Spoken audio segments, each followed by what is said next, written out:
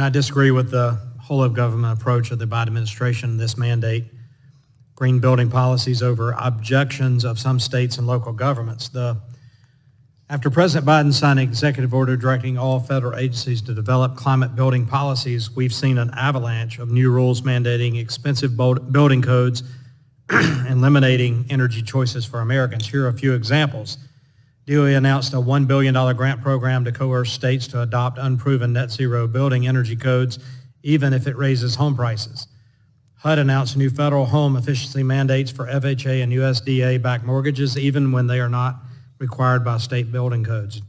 DOE banned the use of fossil fuels in federal buildings starting in 2030, even for military installations and family housing. EPA is planning to eliminate natural gas appliances from Energy Star program and begin certifying homes and apartments to measure greenhouse gas emissions, and the Biden administration is actively encouraging states and local governments to adopt stretch codes to ban natural gas and mandate the use of solar panels, EV charging, and electric appliances. President Biden's green building policies are driving up home prices and pushing home ownership further and further out of the reach for millions of Americans. So, Mr. Casper, the whole of government rush to green agenda includes rules and regulations that restrict the use of natural gas. Will policies that force Americans to switch from gas to electric increase the cost of living? From my experience, yes, for our member consumers. And so I'll just give an example of a home, a lower income home complex in our service territory that we provide natural gas as well as electric to.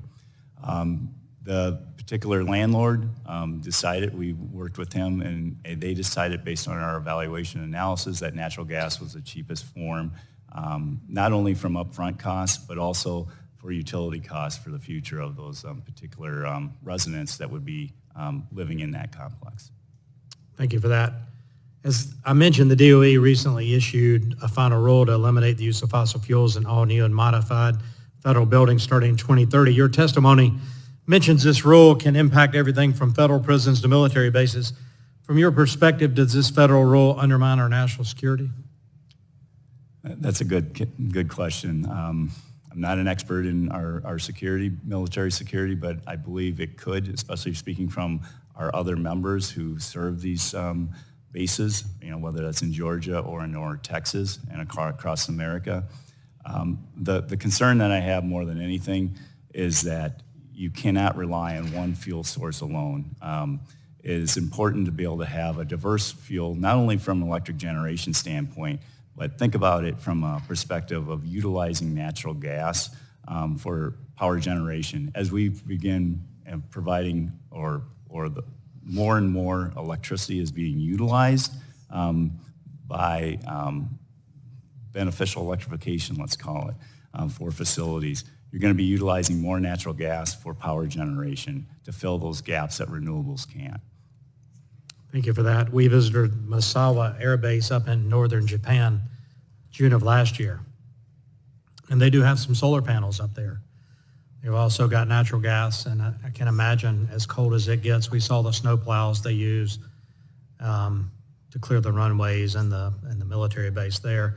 I can imagine how cold it gets, ski area, of just trying to heat your home with electricity in that kind of environment, and the costs that may be associated with it.